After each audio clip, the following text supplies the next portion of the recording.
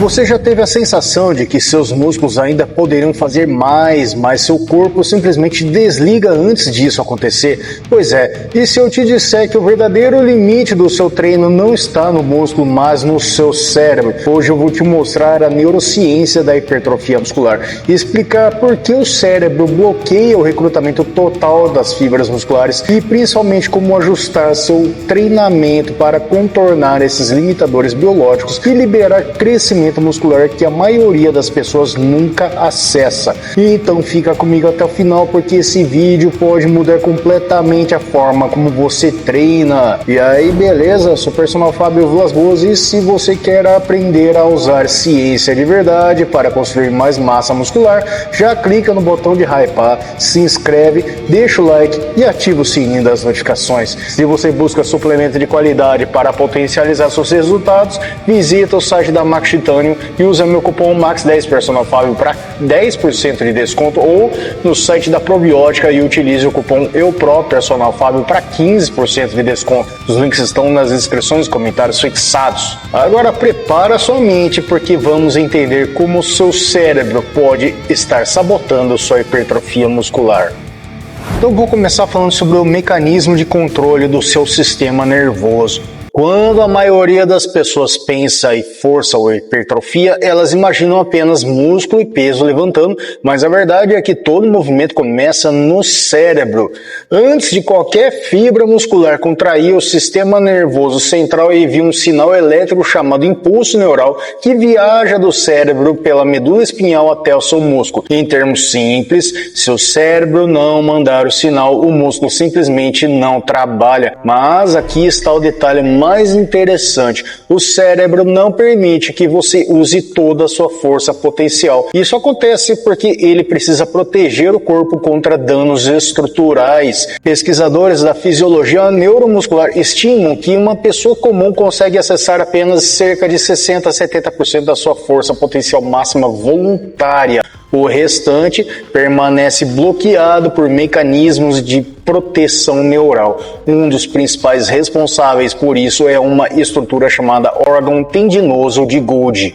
Esse receptor sensorial fica localizado entre o músculo e o tendão e funciona como um disjuntor biológico de segurança. Quando a tensão muscular fica muito alta, o órgão de Golgi envia um sinal para o seu sistema nervoso central dizendo basicamente: isso aqui está ficando perigoso, reduz a força.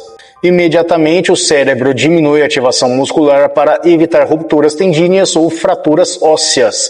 Isso foi descrito em estudos clássicos de neurofisiologia muscular, como os trabalhos de Enoka e Duchateau em 2017 no Journal of Physiology. Agora, pensa comigo, se o cérebro está constantemente limitando a ativação muscular para proteger o corpo, então isso significa que existe um potencial de força e hipertrofia que a maioria das pessoas nunca acessa. E isso nos leva ao próximo conceito fundamental da ciência do treinamento: como exatamente o cérebro decide quais fibras musculares serão ativadas durante o exercício. E aqui entra um dos princípios mais importantes da fisiologia muscular, algo que literalmente determina quais fibras vão crescer e quais vão continuar dormentes no seu treino. Estamos falando do princípio do treinamento de Hahnemann. Para entender hipertrofia de verdade, você precisa entender o conceito de unidade motora. Uma unidade motora é formada por um neurônio motor mais todas as fibras musculares que ele controla. Quando esse neurônio dispara um impulso elétrico, todas as fibras daquela unidade motora se contraem ao mesmo tempo. Mas agora vem a parte importante: o corpo não ativa todas as unidades motoras de uma vez. Ele segue uma regra chamada princípio do tamanho, descrita pelo cientista Elwood Hahnemann nos anos 50. Esse princípio diz que o cérebro recruta as unidades motoras em uma ordem específica. Primeiro, as unidades pequenas e resistentes à fadiga, que geralmente controlam as fibras do tipo 1, conhecidas como fibras de resistência. E apenas quando o esforço aumenta, ele começa a recrutar unidades motoras maiores que controlam fibras do tipo 2 responsáveis por força e hipertrofia muscular. Em linguagem simples, se o esforço não for alto o suficiente, as fibras que mais crescem nem entram em ação. É por isso que muitos frequentadores de academia treinam anos e anos sem grandes ganhos. Eles nunca atingem o limiar de recrutamento das fibras de alto limiar. E muitas vezes o motivo não é falta de força, é desconforto psicológico. O cérebro interpreta fadiga e desconforto como um sinal de perigo e encerra a série antes da falha real. Isso foi observado em estudos clássicos como os de Carpinelli em 2008 no Journal of Strength and Conditioning Research e também em revisões sobre treinamento até a falha muscular. Ou seja, muitas séries terminam não porque o músculo falhou, mas porque o cérebro decidiu parar antes. Agora vem outro fator ainda mais interessante.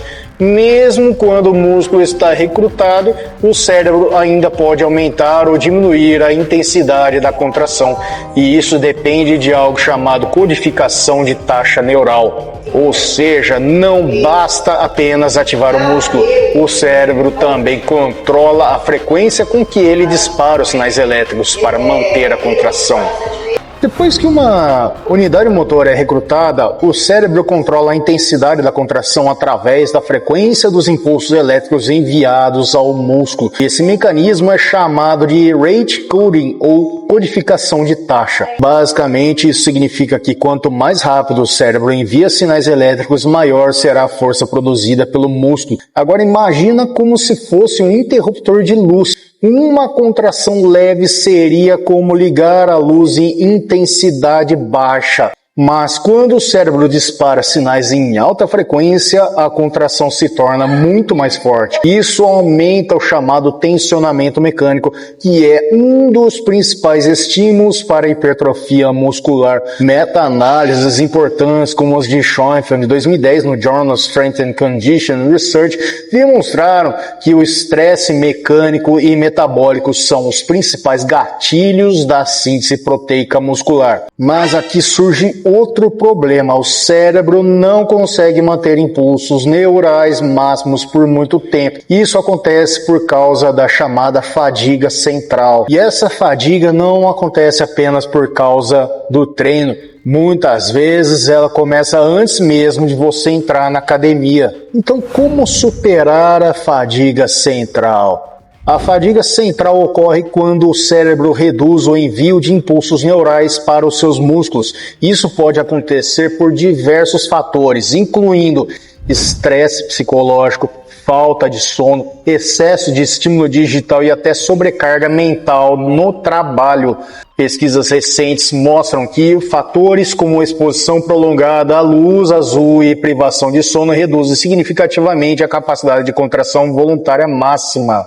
Estudos em neurofisiologia do exercício, como os de Milson e outros colaboradores, 2003 no European Journal of Sports Science, demonstraram que alterações nos níveis de neurotransmissores, como dopamina e serotonina, influenciam diretamente a capacidade de gerar força. Em termos simples, se seu cérebro estiver mentalmente exausto, ele não consegue enviar sinais neurais fortes o suficiente para recrutar todas as fibras musculares. E é por isso que algumas pessoas entram na academia e sentem que o treino simplesmente não rende.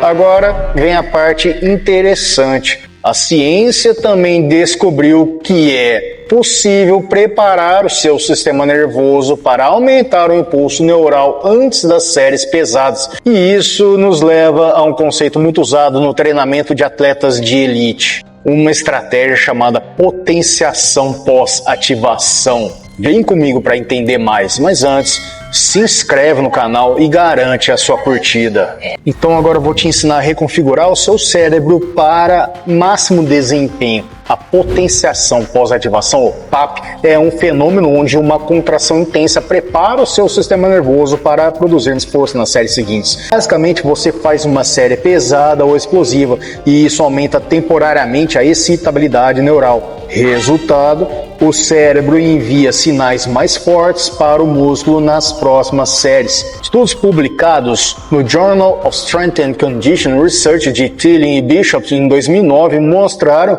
que esse método pode aumentar significativamente o recrutamento de unidades motoras de alto limiar. Outro fator importante é algo muito discutido por treinadores como Renato Cariani e Leandro Twin, a famosa conexão mente-corpo, que eu já falei sobre isso em outros vídeos. Durante muito tempo isso foi tratado como algo subjetivo, mas hoje sabemos que focar mentalmente no músculo-alvo aumenta a atividade eletromiográfica, ou seja, aumenta o sinal neural enviado para aquele músculo. Estudos como o de Calatayud em 2016 mostraram que há um aumento significativo da ativação do peitoral quando o atleta focava conscientemente na contração durante o supino. Isso significa que intenção neural importa.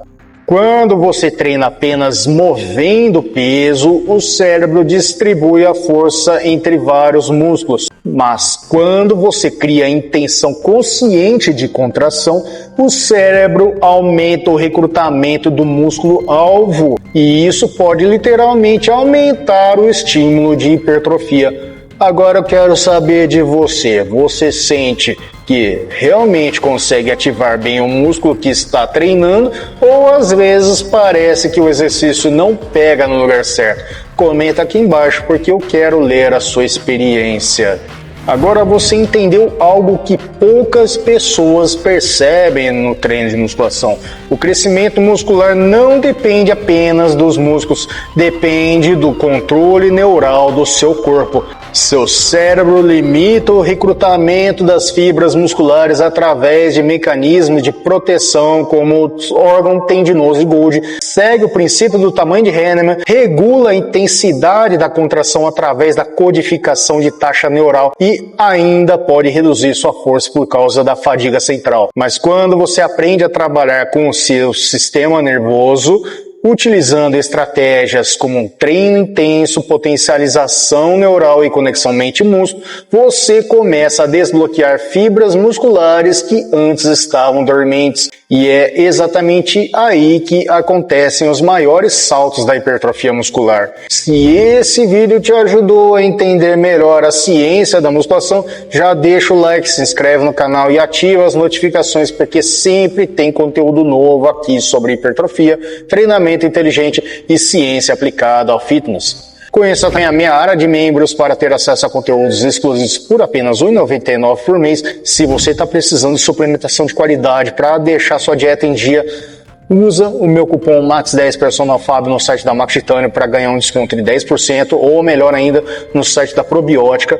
Coloca o cupom Personal Fab para ganhar um descontão de 15% na compra de qualquer suplemento que você precisar. Os links estão sempre nas descrições e comentários fixados. Me segue também no Insta, TikTok, Facebook, porque eu estou por lá oferecendo conteúdos com dica rápida, direto no ponto. Muito obrigado de coração por assistir até aqui. E agora clica no vídeo ou na playlist que estão aparecendo aí na tela final, porque eu tenho certeza que ele vai te ajudar a evoluir ainda mais nos seus treinos. Nos vemos no próximo vídeo. Fica com Deus e até mais.